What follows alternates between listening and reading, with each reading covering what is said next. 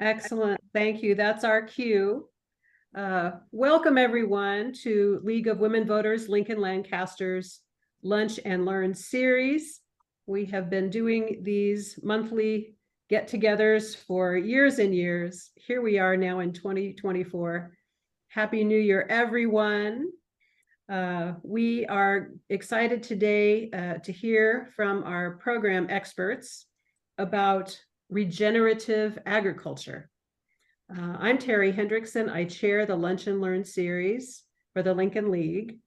A final reminder just to mute your microphone and make sure that your camera is turned off so we can focus on our speakers. We will be using the chat function for those of you who are new.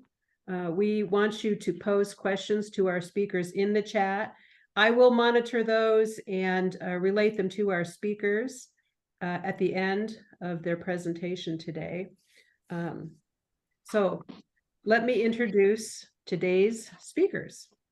Dr. Tom Hoegemeyer is a professor in the Department of Agronomy and Horticulture at the University of Nebraska-Lincoln. He earned his bachelor's degree in crop science from Nebraska and obtained his PhD in plant breeding from Iowa State University. Hoegemeyer hybrids was the focus of his work for many years. In February of 2023, Tom was honored for his lifetime achievements in corn science and the corn industry by the Nebraska Corn Board. I'm sure there's more, but there's a little bit about Tom for you. Also presenting today is Dr. David Meyer. He has a PhD in plant breeding and genetics from the University of Nebraska-Lincoln. He's currently a fellow at Corteva Agroscience.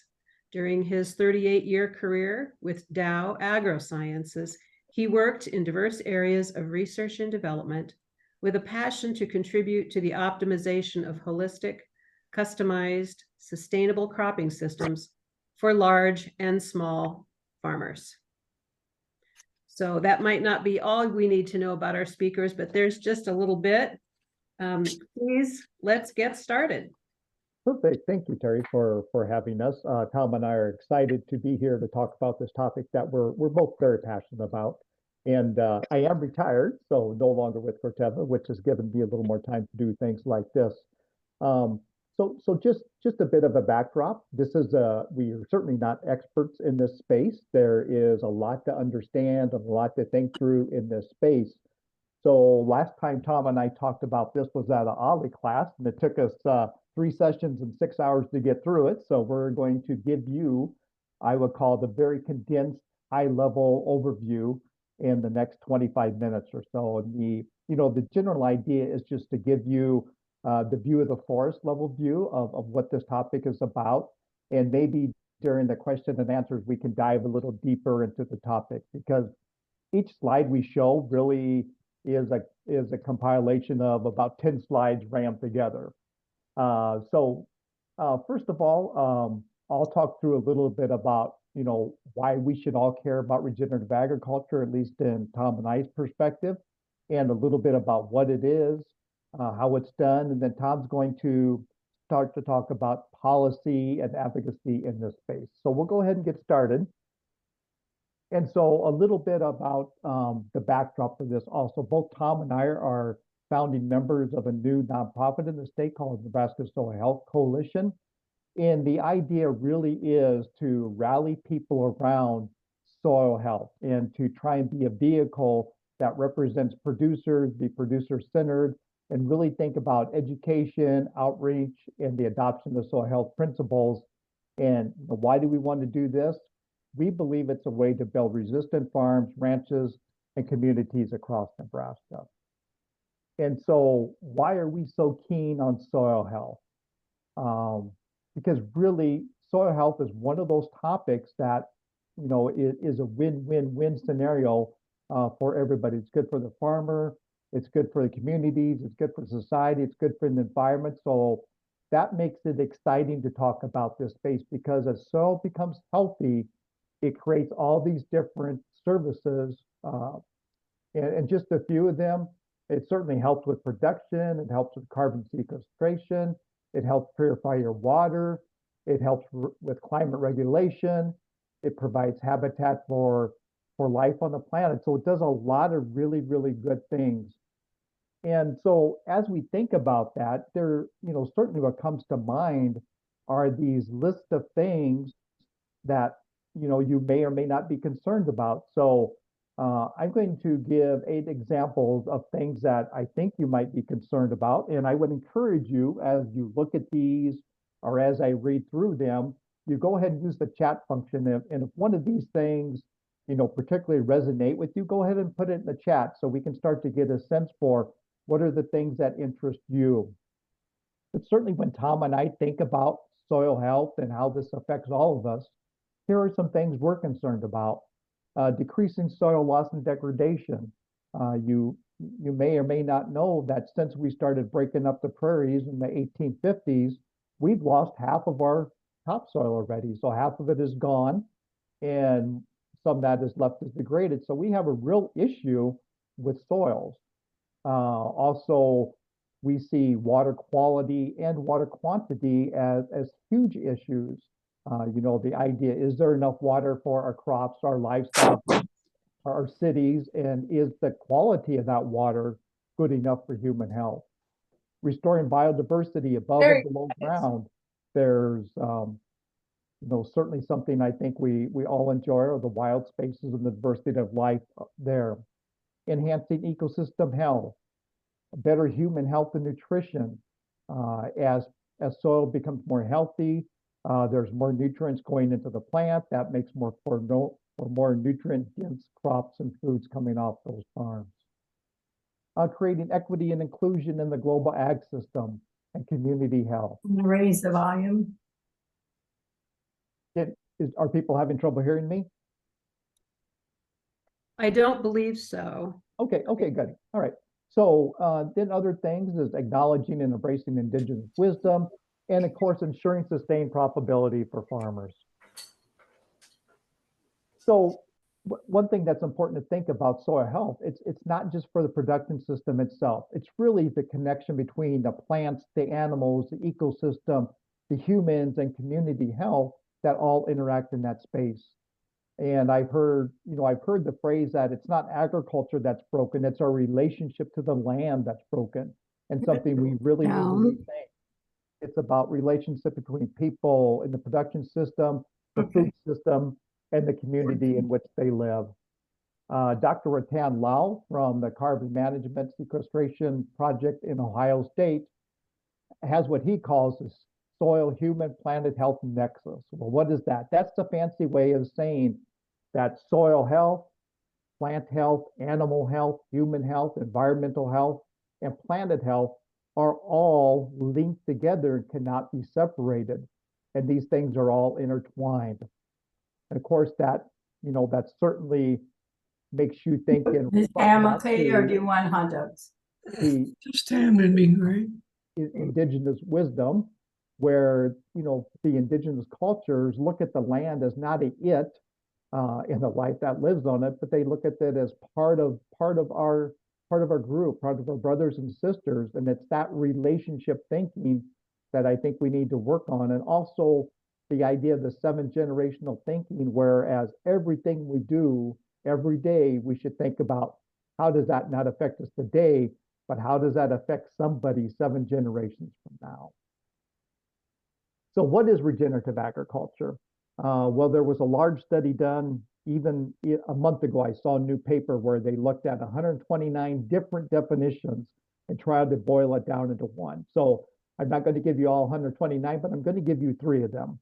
I'm going to start with one that is from a nonprofit, Nature Conservancy, and they say a regenerative food system takes us beyond mere sustainability towards positive growth that benefits our planet and the billions of farmers, fishers, ranchers, and others who work to provide our food without sacrificing the health and dignity of rural people and communities of color.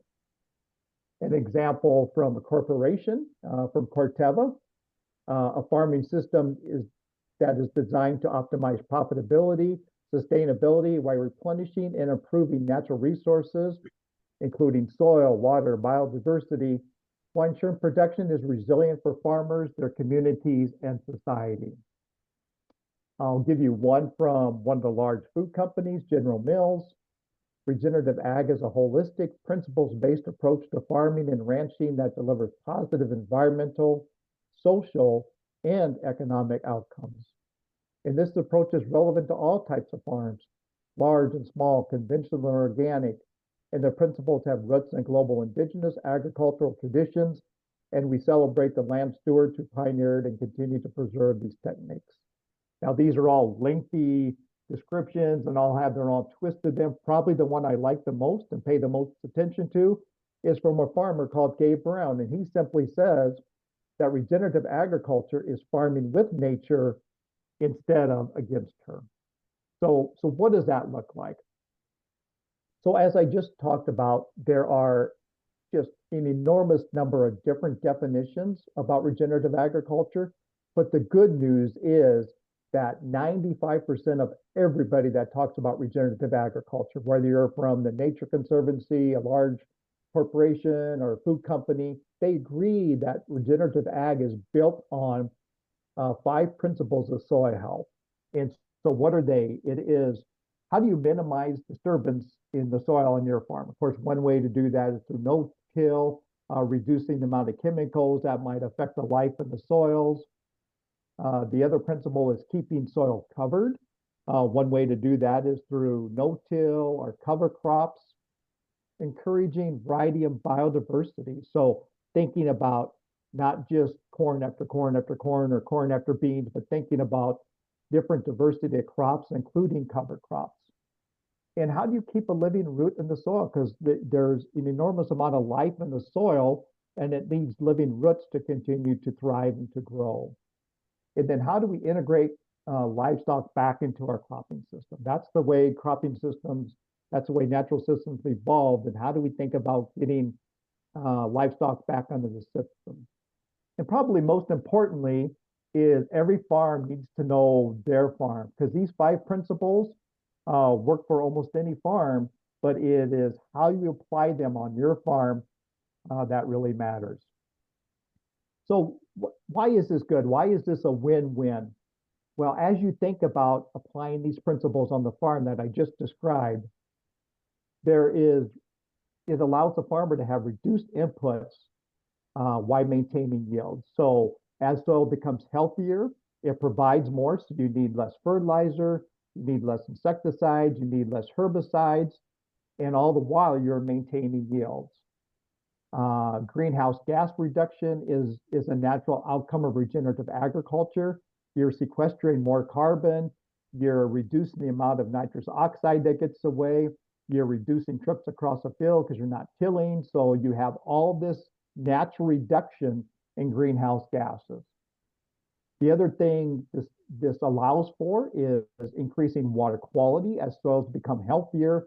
They're natural, they naturally sort through and decontaminate water. It also helps with the amount of water that you have, water holding capacity. And you can think about this in 2 different ways. You can think about what happens in drought. It is how much of that limited rain that does come is held in the soil without being run off, that is actually there for the crops. It also helps when we have excessive rains. So how much of that 5-inch rain, 6-inch rain is absorbed in the soil and held there, and how much is run off to cause flooding problems? And if you believe our future models from our state climatologists, as they look forward in Nebraska, they're seeing heavier rains in the spring and fall, and then drier in the summer. So that's exactly why we need better water holding capacity. And for me, water's always been a personal thing. Going back to 1976, when I was a 16-year-old on the farm, we were having a severe drought, and my uncle put in their first pivot ever. And when that pivot started pumping water that summer in July, he says, "David, look at that water." And he wasn't talking about, now I'm going to be able to make money. This is going to be economically a good thing for me. He says, "David, that water is life." And a few years later, my dad told me, he said, "When you grow up, you're going to find out that whiskey's for drinking and water's for fighting over. Other influences around water is my Aunt Judy Cook, which many of you know, was a strong voice in NRDs and a passionate conservationist. And my Uncle Jim Cook was, of course, was an advocate for water legislation. So what else does regenerative and soil health do? It provides more resiliency in cropping systems, especially different during extreme weather events. It increases biodiversity of life above and below the soil. And of course, there's that economic advantage for the farmer after transition. There's been study after study that shows that once a farm is through the transition and the soil becomes more healthier, the soil provides all these benefits back to the farm.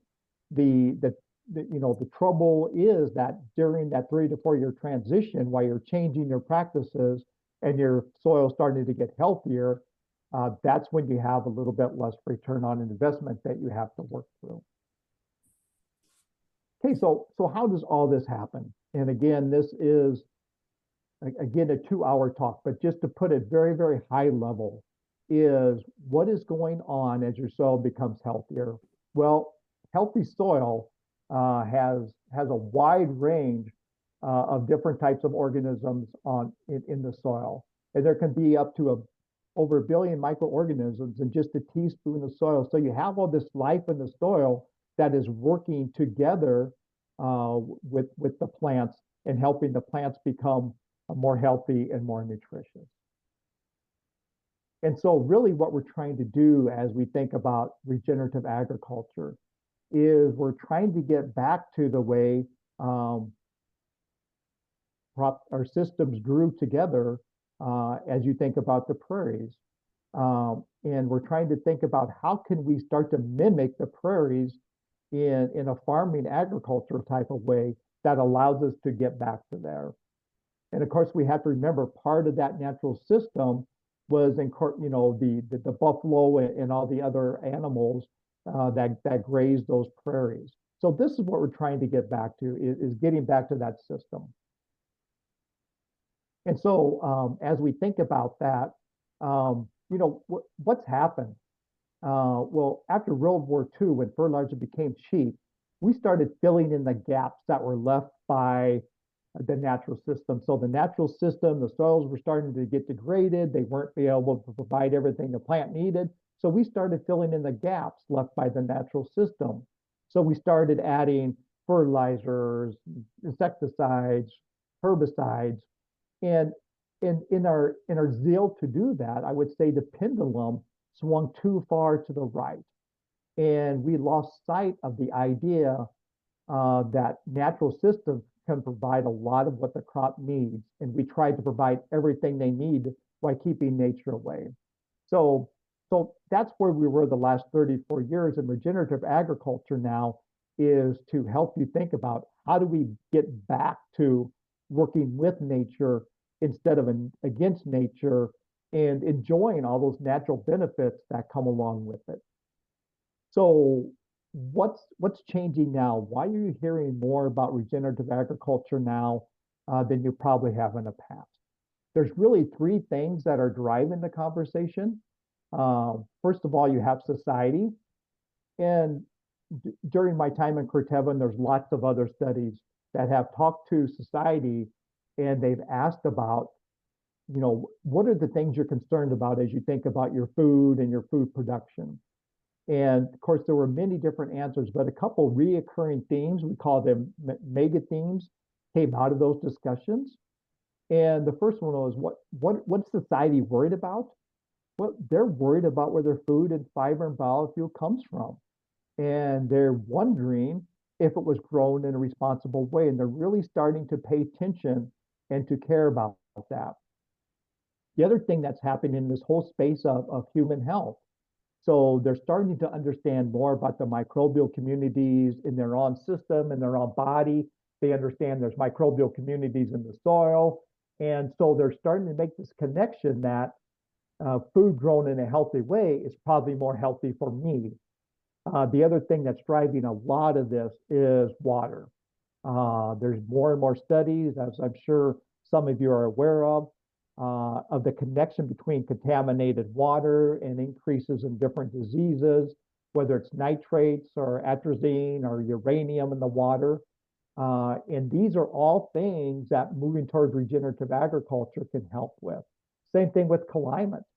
42% of all the greenhouse gases produced by humans in Nebraska come from farming. And as you think about United States wide, 23% of all the greenhouse gases produced by humans come from agriculture. And studies have shown, data started to show, if we move to regenerative agriculture, we can basically zero that out, and agriculture can become a net zero provider.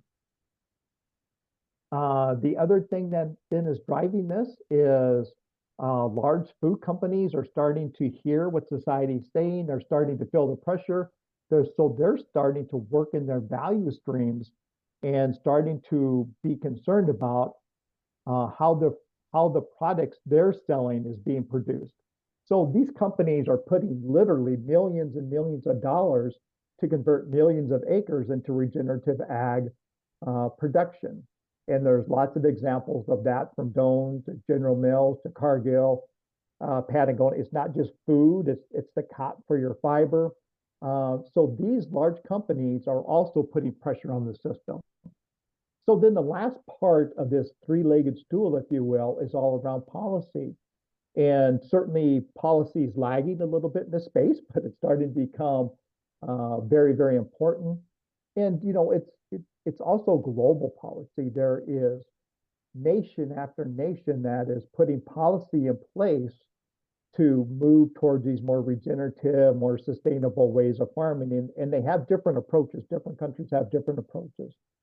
But probably a little more relevant to us, back in the US, there was the Food and Agriculture Climate Alliance that is really this hugely diverse group of farmers and ranchers, forest owners, food sector, state governments, environmental activists, you know, a group that you think has very little in common. They were able to come together and rally around some climate policy priorities pointing towards regenerative agriculture. Other things more recently, as we think about policy that's had a huge effect in this space, is the Growing Climate Solutions Act that was passed in December of 2022. And of course, the Inflation Reduction Act has put $20 billion towards regenerative and conservation ag and reduction of greenhouse gases through agriculture and things like that. So with that, I am going to turn it over to Tom. And Tom is going to talk us through a little bit more about policy, both nationwide and also at the state and local level. So Tom, take it away.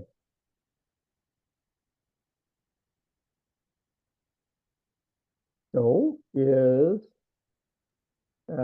you see us, Tom? Okay. Thank you, David. Sure. I've heard a definition of conventional agriculture as whatever the federal farm bill will support. And there's a lot of truth to that. A lot of the farm bill has been written by people with a vested interest in selling products to farmers. And a lot of the thinking is involved in continuing to continue. To be real honest, conventional agriculture has provided food and feed at very low costs. And I think lots of people are afraid, you know, what are the consequences of shaking this up? But more and more, we are finding that there is really no situation that we can't take advantage of advanced sciences doing regenerative agriculture. They mesh very well. And so we are at this point where we need to think about how we merge policy to support more regenerative thinking. It's said that the biggest difference between them is 7 inches between people's ears. It's the way we think about things. Well, the Farm Bill comes up about every 5 years. Typically will run 5 years, and it covers a great deal of things. The biggest section of which is SNAP, or what used to be food stamps, and nutrition support for the economically needy. And that's really important. But what we're really talking about is the other 19 or 20%. And until fairly recently in this Inflation Reduction Act, we really haven't had significant amounts of money going toward regenerative programs. But at any rate, doing something in this space is really important. And I believe that each of you can have a role in this, in contacting your senators and congressmen and saying, this is a real issue. We need support for conversion to more regenerative forms of food and food production. Can I have the next slide, please? Okay. There is a part of the Farm Bill that provides I'm having a hard time coming up with the name of the program for which CSP is the acronym, but it's a voluntary program that provides technical and financial assistance to producers who are willing to apply these principles on their farms and ranchers. And it supports conservation and soil health and water quality and quantity. And really the biggest change in this whole area has been the CSP, or not the CSP, the Inflation Reduction Act, supplying serious amounts of money for really the first time. And if you would, when you contact your congressman, I think you need to tell them that this is a vital thing and a vital change that needs to happen in the food system. And we think that between the big food companies that Dave was talking about earlier, and grassroots supports, ground up support, there is a good possibility to get some things changed in the coming Farm Bill. Next slide, please. Okay, and then at the state level, we've been trying to do some things. One of our efforts with this soil health group was to draft LB 243, and a friend of ours by the name of Alan Moeller, who was for years the assistant vice chancellor for IANR at the University of Nebraska, and an experienced legislative dealer, worked mostly for funding the university. But at any rate, Alan wrote this bill, LB 243, and it was passed in 2019 to create a soil health task force, a group of experienced professionals in agriculture trying to see what needed to be done and what could be done, and make a set of recommendations.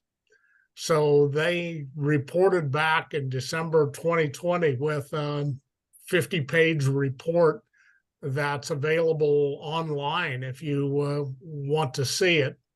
But at any rate, it made recommendations in how to go about getting more of Nebraska agriculture involved in regenerative agriculture.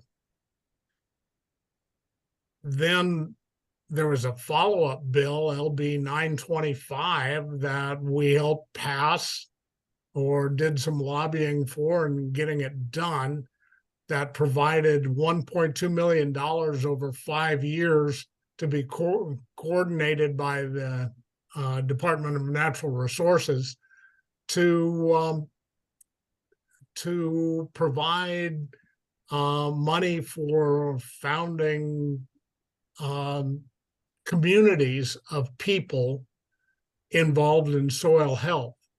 And the concept was to provide for hubs around communities and involve everyone from medical to consumers to farmers to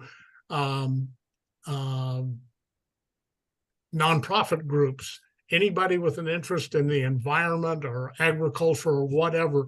Get involved in your community and see how we can work together to accomplish some of these things. And so we are really in the early phases of implementing 925, working through our Nebraska Soil Health Coalition. And we hope to get news from the federal government that we've gotten our 501c3 any moment.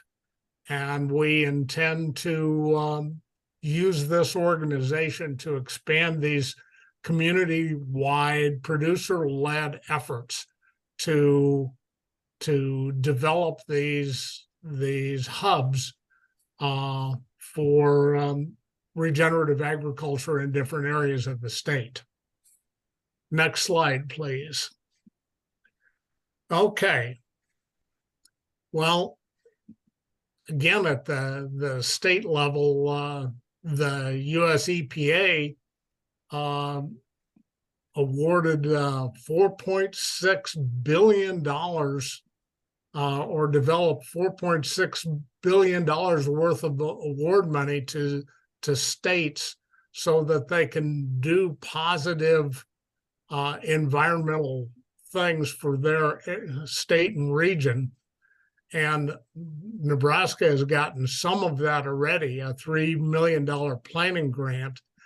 And their intention is to develop a priority climate action plan due in March, and then follow that up with a comprehensive climate action plan for the whole state due in late summer of 2025. And there's lots of us that think that this climate action plan for the state is really important. I've been really pleased that Lincoln has been forward thinking enough to put together a city climate action plan, but doing that to cover the whole state, I think, is important. And I think it's important for every level, from urban areas to rural areas, farms, communities of every size and of every type. We all need to figure out what we're going to do because the climate, whether or not we like to, or some of us like to admit it, the climate has changed. We just live in a different set of conditions than we did when I grew up, certainly 70 years ago. So next slide, please, David. I think you pretty well covered this, didn't you, Tom? Or yeah, I did. Let's just go on again. Locally, there's something that I think that you need to know about if you don't, and that has to do with flooding and the rainfall infiltration rate that we can do with regenerative agriculture. Dr. Paul Jasa is a UNL biological systems engineer, and he's been running the Rogers Research Farm east of Lincoln. And 20 years of soil health practices have drastically changed the rainfall infiltration on this farm. The conventionally tilled and farmed land will absorb about 0.4 of an inch per hour of rainfall, And if it rains harder and faster than that, the rest of it will run off. Well, where he's no-tilled for 20 years, he gets about 4 inches per hour of rainfall absorbed. And it's because of all the organisms in the soil that cause the soil particles to glom together, if you will. We, being really clever agricultural scientists, call the substance that makes the soil particles stick together glomalin. How about that for a name? But at any rate, then organisms like insects and worms and one thing and another make channels through these, and the rainfall more easily and more rapidly soaks into the soil. Where he's done no-till and cover crops for that 20-year period, he can get nearly 8 inches per hour. And there's almost no runoff from the lands that have been farmed that way. Well, I'd like you to think about something. Lincoln sits in the Salt Creek watershed, which is about 500,000 acres. There's been some talk, especially since the flooding that we experienced in 2018 and 2019, about, well, do we need to consider more spending in structures to keep the floodwaters out of Lincoln? And I would submit that if we would help farmers convert to no-till with cover crops and absorb more of the rainfall on the land, we would have a whole lot less to worry about. And if we would, help absorb some of those costs, as city folks say, excuse me, $20 an acre for this 500,000 acres, that cost would be less than the interest cost on the structures that we'd have to build to keep the rainfall out. So I would advocate for starting the city to think about solutions like that, using the soil and soil health and biological solutions rather than engineering solutions to some of our rainfall issues. So that's about what I had to say, and I think David and I would be happy to take any questions that you have.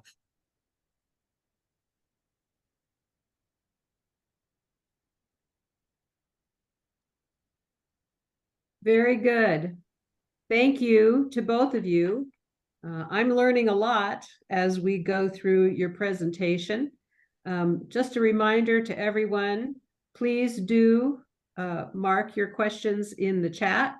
Let's get to some of those now, but just quickly before we do, I want to make sure that those who are joining us today, we invite you to join our Lincoln League. There's more to membership than our monthly programs. We are creating a busy program of work for not only education and advocacy, but obviously robust programs in voter registration, which just goes to the heart of what we do. So we invite you to go to our league website, which is www.lincolnleague.org. So let's get to some of your questions. And let me begin by seeing if I can scroll my teeny little scroller down. There we go.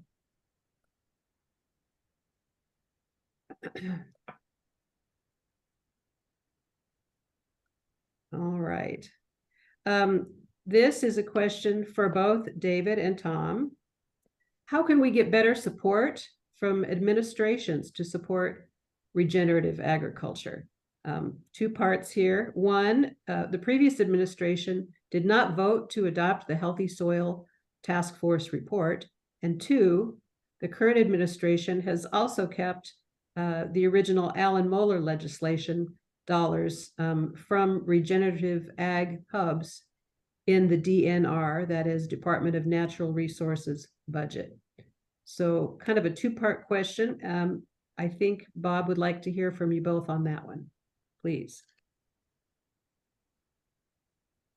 Well, David, would you like to start? Well, I'll talk a little bit, but bear in mind I was not in the state when a lot of this was going on. Just recently moved here. But what I can speak towards is part of that second half of that question is the DNR money. And Bob is right that DNR money has not been spent yet. DNR says that they are taking a year and a half to really understand what they need to do with that money and how to best deploy it. And their goal, their idea is certainly by the end of this quarter, so by the end of March, to basically unveil the plan on how they're going to spend that money and what they're going to spend it on. So, that the plan is being put in place for DNR to leverage that money. And Tom, you'll have to take the rest of it. Okay, then the other thing I'd say is to have influence with the administrations. I think it's going to have to be grassroots support. I believe that if we get these community hubs rolling and have our producers and communities talking to the governors, I believe that they will listen. And we actually had good reception from a lot of state senators when we were trying to pass this legislation. And I just think that it's a change that will come because the logic is just so strong that, and it's an advantage to both the traditional liberal and conservative side of things. And I believe that we also need to work on enlisting our commodity groups as more of their members have started adopting some of these practices. We need to enlist them to help influence administrations. Yeah, and maybe Tom, really quickly to add on to that, as you think about, not just Nebraska, but as you think about the nation, there is, groups are listening to society wishes, society needs, are listening to public pressure in this space, and it's starting to move companies into areas where they really didn't think they would need to be moving, but they realize they need to be moving, and that is because of public pressure and public advocacy. So I very much applaud everything that your group is doing in this space. It makes a difference. All right, thank you. Here's another question. How do you feel about the 45Z tax credit program for ethanol plants and soy crush plants in the Inflation Reduction Act? Can this supplement the regenerative ag management practices? Yeah, so I'll go ahead and start, Tom, and you can fill in. So I am not an expert with 45Z, but I understand the concept is that the ethanol plants will get a tax break if they use grain as a product for their ethanol that has a lower than average carbon index score. And so, yes, I think absolutely it can be used. And I think it is one tool in the toolbox that can help farmers make the economical decision to switch the way they farm. And so, the questions with the 45Z remains is how will that be put into place? Who will get what percentage of that, the benefit from the reduction of taxes? But certainly the opportunity is there. And one thing I would just caution is, the last 10 years, as you think about regenerative agriculture, you're hearing more and more about ecosystem services, like how much can you get paid for carbon sequestration? How much can you get paid for 45Z? And that is only about 10% of the benefit pie that comes to the farmer with regenerative agriculture. All those other things, water holding capacity, less fertilizer, less insecticides, less herbicides, those are the things that, in my mind, will pay the journey to regenerative agriculture. And things like 45Z and other incentives are icing on the cake. Okay, My so only addition to that is I think the influence will come from the demand side on products, whether it's from airlines for low carbon jet fuels, or whether it's from food companies from low environmental impact foodstuffs. Um, it takes both the dollar incentives and the demand on the other side to make change. very good. Next, a couple of comments. Interesting to note what's coming out of the Rogers Farm research.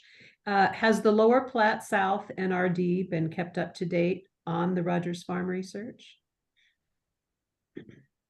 I don't know how much communication there's been, but I do know that there has been some. And Dr. Jasa has been very active in telling anyone who will listen. Yeah, and Tom, maybe along with that. So, as we were thinking about, is there a need for Nebraska Soil Health Coalition? If there is, what sort of gap could we possibly fill that's not already being done? And Nebraska's like many other states, there are a lot of good activities in this space, but everybody's busy with their own project, doing their own thing and focused on their own individual project. And we believe there's a good space for groups such as ours to help take all that fragmented activity and help bring it together to create this critical mass to move forward. So there certainly is a gap with information sharing. And many times that's not on purpose, right? It's just everybody's busy doing their thing. Mm-hmm. Mm-hmm. Okay, perhaps a two-part question. Well, maybe I'll just take these separately. First is, how do we visit the Rogers Farm if we can? And what response do you get from farmers? How do you convince them to think more long-term? Well, they have a field day at least once a year at the Rogers Farm that is usually announced in the university information, if not in the Lincoln paper and in the ag press. And if you're interested, all one needs to do is give them a quick call, and the university information office or whatever, and they will be able to provide you with those. Those field days usually occur in the early fall, August, September, that sort of timeline. So, and Tom, I'll start the next question. And so, how do you talk to farmers? Well, it very much depends, right? It depends on where the farmer is in their journey. And what I'm showing now is just your general adoption curve. You always have the innovators, which is a small percentage right now. Probably people that are doing all 4 to 5 principles of regenerative ag, they're in like the 1 to 2%. And so what do those farmers want to hear? Man, they want to hear deep technical ideas on how they can do things better, and technically how can they do that. So they want some nitty gritty, very detailed information. Then you got this group of farmers that is basically dabbling in this space, right? They're curious, they're doing a few things, and they need different type of support than the innovators do. And then you have this large group, what I would call the curious group. And this is the group that's growing. This is the group that is forcing the conversation with many different organizations. Is this group is getting large enough, asking questions, and their questions are more general. It's like, help me understand what regenerative agriculture is. Help me understand the economics behind it. But certainly all of these farmers, I mean, it has to start with economics for them. It has to be economically feasible for them.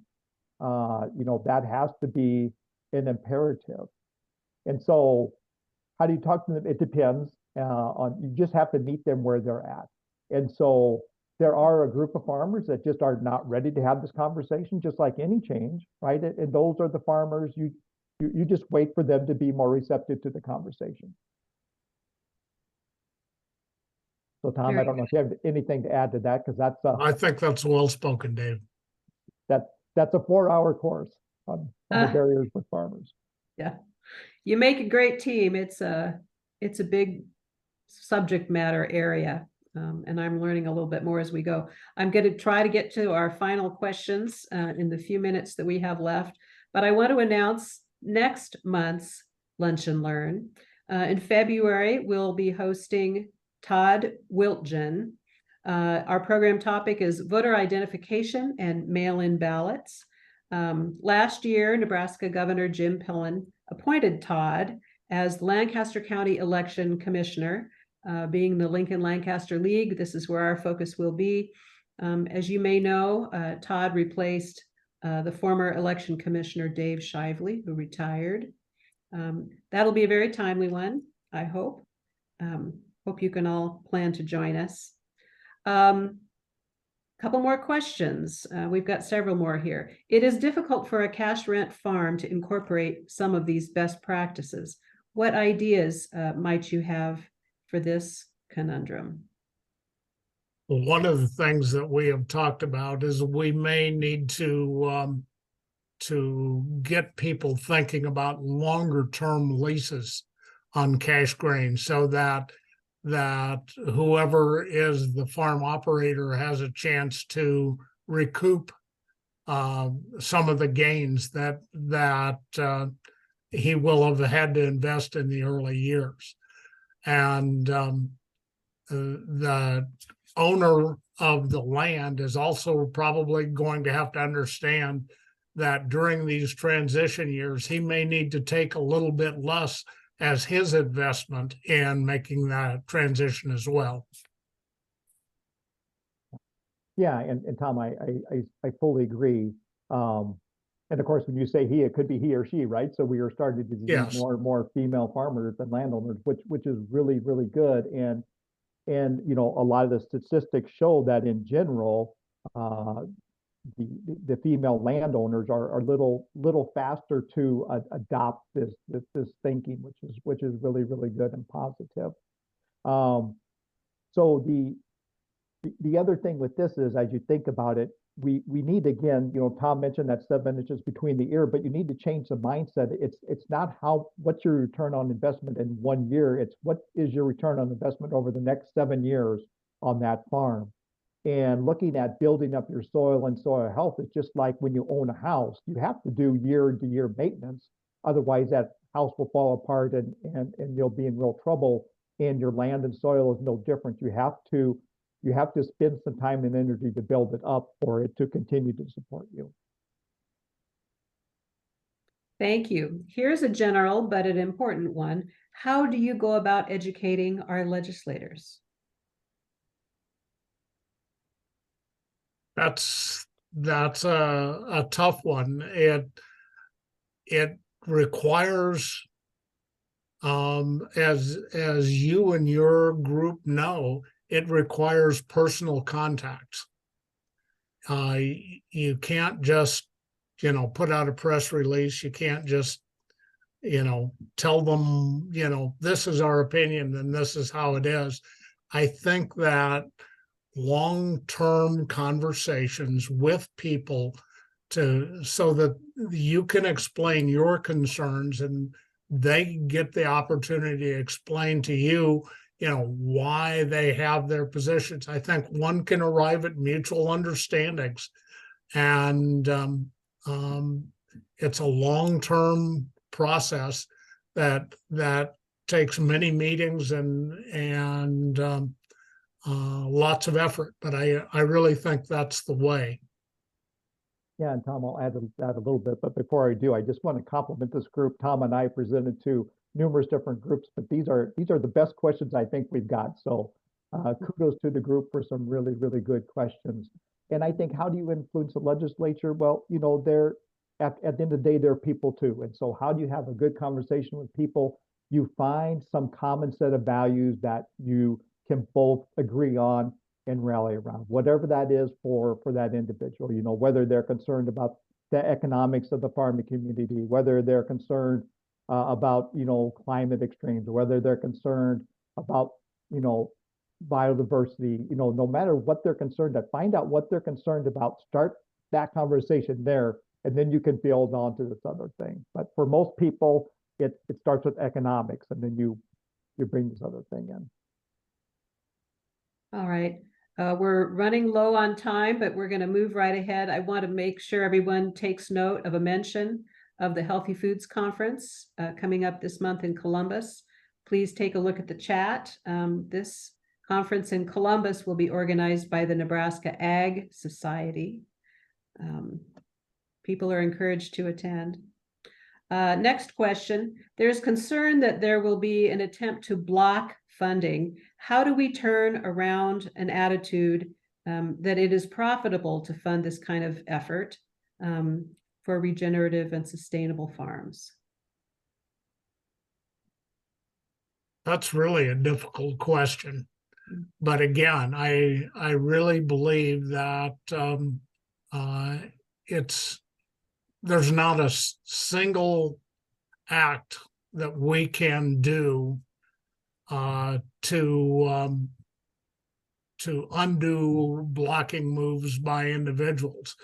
But what we can do is to have these conversations and convince more people that we are all in this together. It doesn't matter if you're a food consumer. It doesn't matter if you're, an executive with a big food company.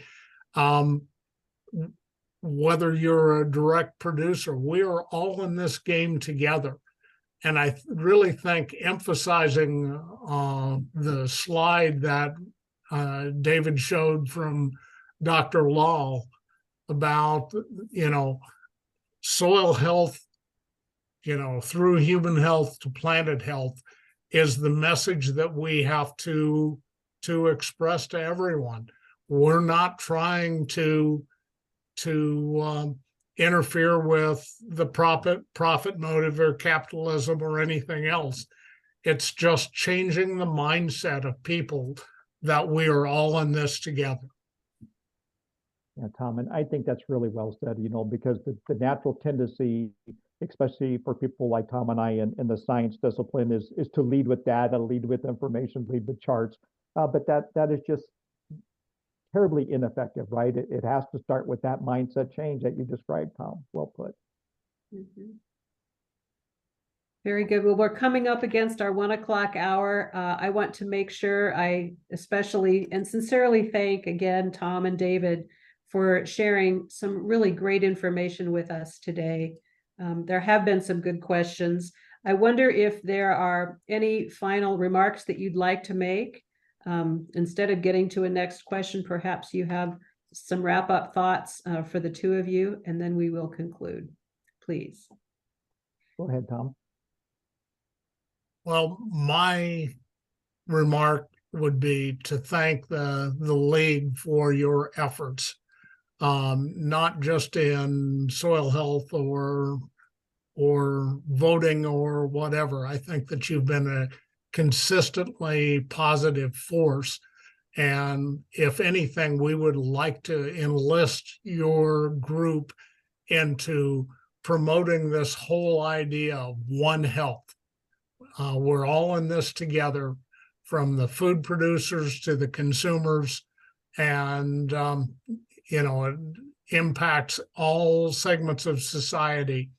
And just think about what your roles can be as we proceed down this road.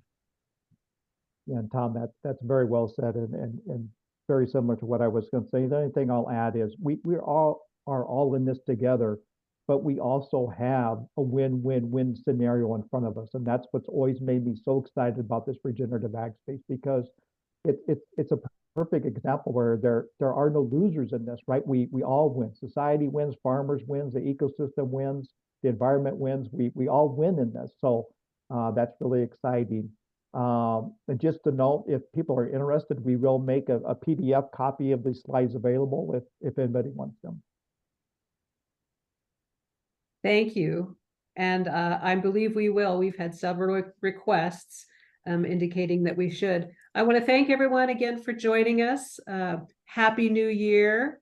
Thanks to our presenters. Away we go. We are adjourned.